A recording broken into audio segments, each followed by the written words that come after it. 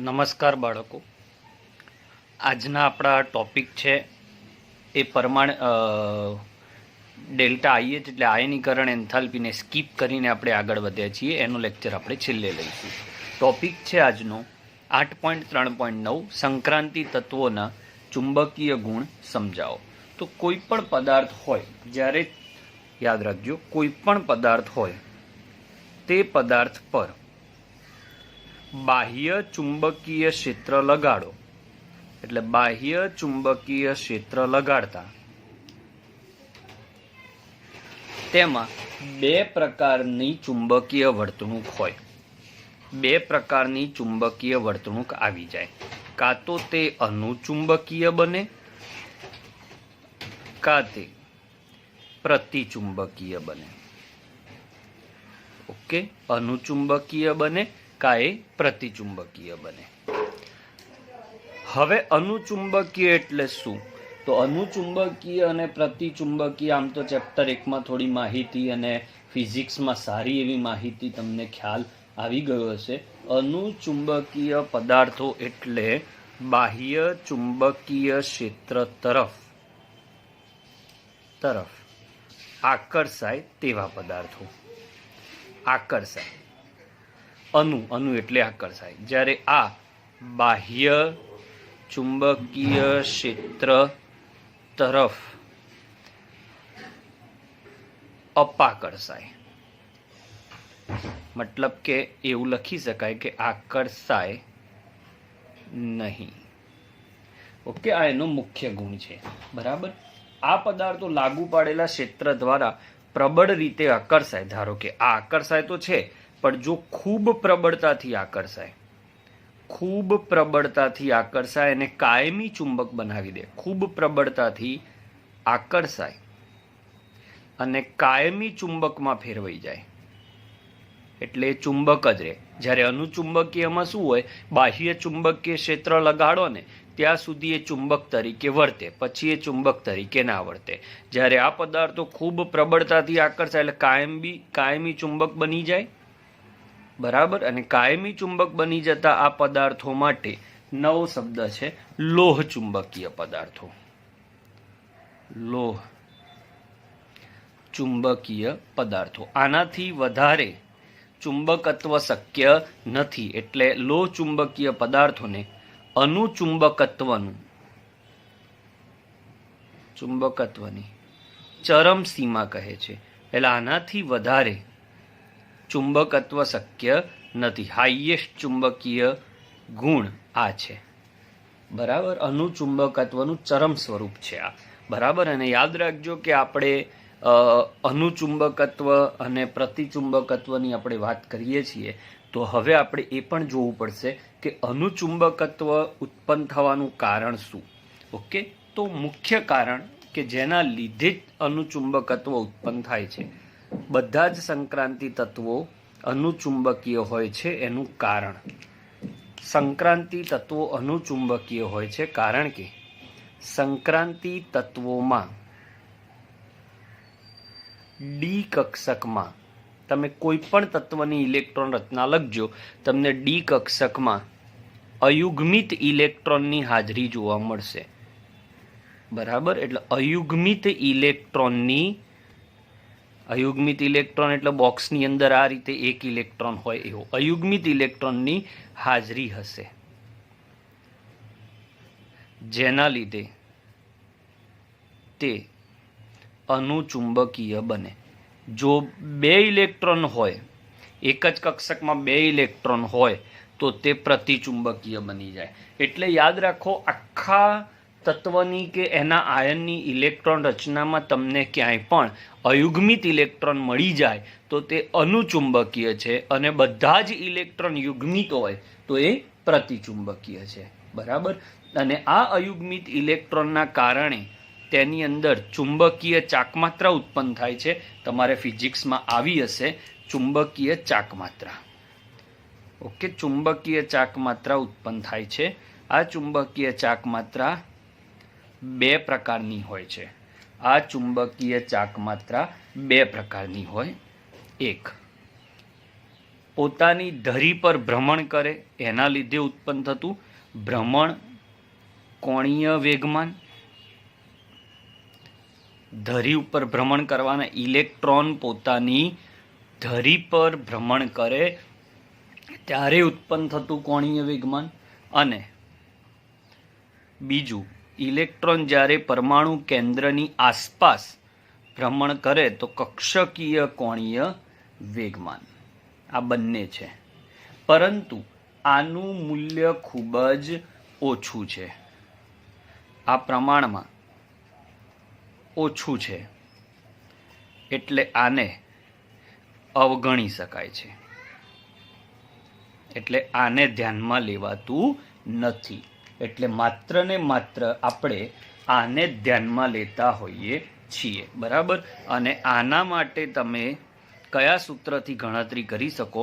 તો ભ્રમણ માત્રથી ઉત્પન્ન થતી ચુંબકીય ચાક માત્રા, ભ્રમણ માત્ર એટલે આનાથી જ, એમાં આની ગણતરી ધ્યાનમાં લેવાઈ નથી, એને અવગણવામાં આવી છે. ચુંબકીય ચાક માત્રાનું સૂત્ર છે, બહુ જ સહેલું સૂત્ર છે. મ્યુ બરાબર ચાક માત્રા, મ્યુ બરાબર સૂત્ર છે અંડર રૂટમાં n ઇન્ટુ n+2, એકમ છે BM, જ્યાં BMનો મતલબ થાય છે બોહર મેગ્નેટોન.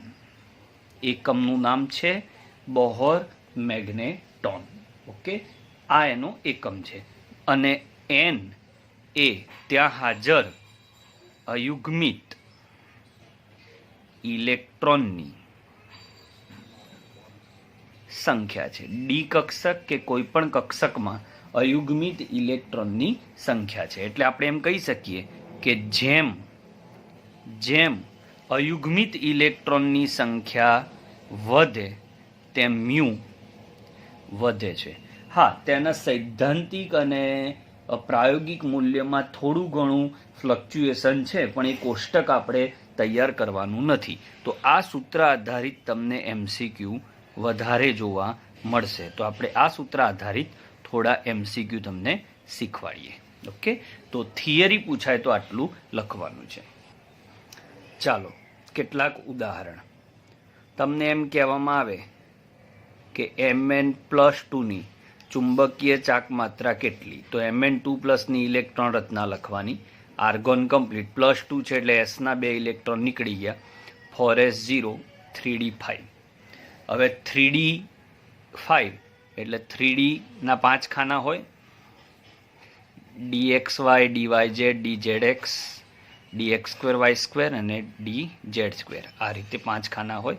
એમાં 5 ઇલેક્ટ્રોન એટલે હુન્ડના નિયમ મુજબ 1 2 3 4 અને 5. તો હંમેશા પહેલા એનનું મૂલ્ય નક્કી કરવાનું. તો એનનું મૂલ્ય આમાં આવે છે 5. ઓકે, 5 આવી ગયો. હવે આ 5 છે એને મ્યુના સૂત્રમાં મૂકી દો બાળકો. તો મ્યુ બરાબર અંડર રૂટમાં n ઇન્ટુ n+2 બોર મેગ્નેટોન. એનની જગ્યાએ કિંમત મૂકો 5, 5 + 2, સાદુરૂપ આપશો તો આનો જવાબ 5.92 બોર મેગ્નેટોન આવે. હું ડાયરેક્ટ તમને શોર્ટકટ આપી દઉં. એનનું મૂલ્ય 1 હોય, 2 હોય, 3 હોય, 4 હોય કે 5 હોય, તો મ્યુનું મૂલ્ય 1, 2, 3, 4 અને 5 લખી દેવાના. અહીંયા 1.73, અહીંયા 2.83, અહીંયા 3.87, અહીંયા 4.90 અને અહીંયા 5.92.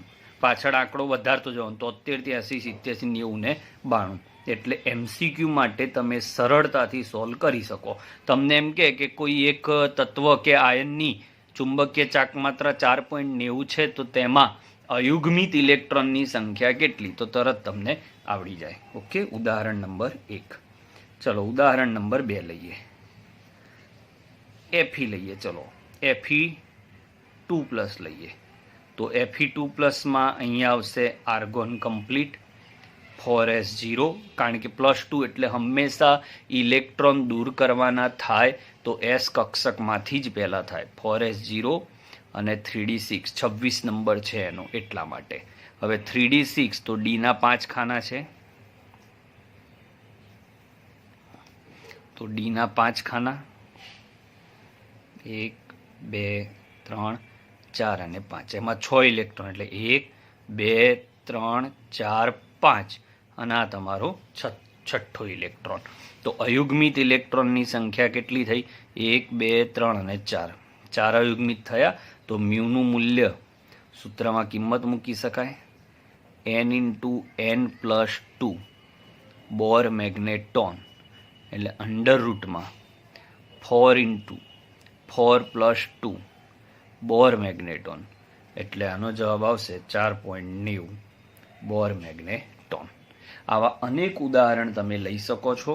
તમે ચોપડીનો કોયડા નંબર 8.8 અને લખાણ સંબંધી 8.8 સોલ્વ કરવાનો છે જાતે. ઓકે. હવે ખાસ બીજી વાત કે ઊંધું પણ પૂછાય. તમને ચુંબકીય ચાક માત્ર આપી દે અને આ તત્વ કયું હશે, તો ધારો કે ચુંબકીય ચાક માત્રા 4.90 આપી તો આમાંથી ઊંધું તમારે કરવાનું કે ભાઈ 4.90 આપી છે એટલે અયુગ્મિત ઇલેક્ટ્રોનની સંખ્યા 4 હશે. એટલે ઓપ્શનમાં તમને જે તત્વો આપ્યા હોય, યાદ રાખજો, ઓપ્શનમાં જે તત્વો આપ્યા હોય એમાંથી જે તત્વ કે આયનની ઇલેક્ટ્રોન રચનામાં 4 અયુગ્મિત ઇલેક્ટ્રોન થતા હોય એ તમારો જવાબ. અને એક ખાસ વાત, આટલી સ્પષ્ટ વાત કરું છું તોય અમુક બાળકો જે મગજ બિલકુલ સાઈડમાં મૂકીને બેસે છે એ લોકો ભૂલ કરશે. ઇલેક્ટ્રોન દૂર કરવાનો ક્રમ હંમેશા ફોરેસમાંથી પહેલા અને ત્યારબાદ જ. ના મળે ફોરેસમાં તો 3Dમાંથી. બરાબર. આ પોઈન્ટ ક્યારેય ભૂલતા નહીં. જો આ ભૂલ થઈ ગઈ તો જવાબ તમારો સાચો આવશે નહીં. ઓકે. તો આ સાથે 8.3.9 અહીંયા પૂરું થાય છે. પ્રશ્ન: સંક્રાંતિ તત્વના આયનોનું જલીય દ્રાવણ રંગીન હોય છે, સમજાવો. અને આ જ ગુણના આધારે સંક્રાંતિ તત્વોના આયનો કયા હાજર છે જલીય દ્રાવણમાં એ પણ ઓળખી શકાય છે. તો આનો જવાબ એવો છે કે અયુગ્મિત ઇલેક્ટ્રોન જે હાજર છે, જે પણ છે એ અયુગ્મિત ઇલેક્ટ્રોન એ નીચી ઉર્જા ધરાવતી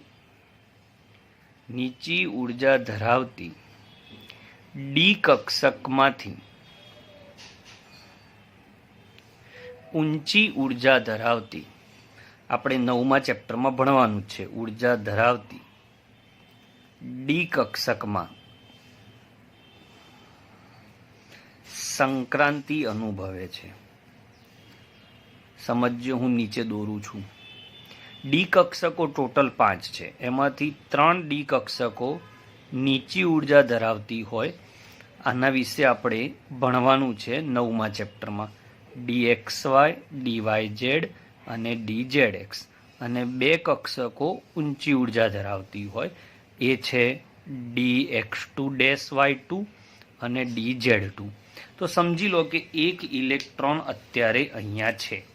એક જ ઇલેક્ટ્રોનની વાત કરો ને, એક અયુગ્મિત ઇલેક્ટ્રોન છે. તો નીચી ઉર્જા ધરાવતી, આની ઉર્જા નીચી, બરાબર. આને હું E1 કહી દઉં, આ E2 કહી દઉં તો ચોખ્ખું દેખાય E1 is less than E2 છે. હવે જેવું એના પર અહીંયા દ્રશ્યમાન વિસ્તારમાંથી કે ગમે ત્યાંથી સૂર્યનો પ્રકાશ આપાત થાય એટલે એ આ પ્રકાશમાંથી અમુક ચોક્કસ પ્રકાશની આવૃત્તિને અવશોષિત કરશે. બધી આવૃત્તિને નહીં, ચોક્કસ. તો એ નીચી ઉર્જા ધરાવતી કક્ષકમાંથી ઊંચી ઉર્જા ધરાવતી કક્ષકમાં સંક્રાંતિ અનુભવે છે. બરાબર. નીચી ઉર્જા ધરાવતી કક્ષકમાંથી ઊંચી ઉર્જા ધરાવતી ડી કક્ષકમાં સંક્રાંતિ અનુભવે છે. બરાબર. જ્યાં તે લાંબુ સમય રહી શકતો નથી. આ એની ધરા અવસ્થા છે અને આ ઉત્તેજિત અવસ્થા. તો ધરા અવસ્થામાંથી ઉત્તેજિત અવસ્થામાં જાય છે.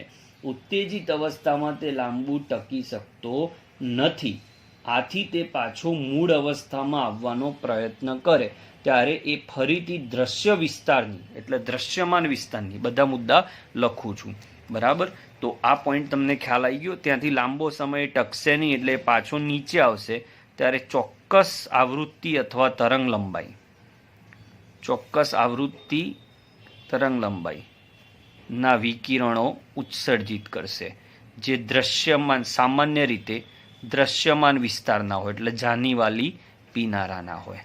જે આપણી આંખોમાં પડે એટલે આપણને એ રંગ દેખાય છે. બરાબર. આખો પોઈન્ટ હું પાછળ વ્યવસ્થિત લખી આપું છું, પણ આ જે ઘટના, જે વાક્ય લખ્યું હતું કે અયુગ્મિત ઇલેક્ટ્રોન એ નીચી ઉર્જા ધરાવતી ડી કક્ષકમાંથી ઊંચી ઉર્જા ધરાવતી ડી કક્ષકમાં ઉત્તેજિત થાય છે, ત્યારે એના માટે જરૂરી ઉર્જા એ પ્રકાશમાંથી મેળવે છે. આગળના મુદ્દા હું લખું છું. હવે આ ઇલેક્ટ્રોન ઉત્તેજિત અવસ્થામાંથી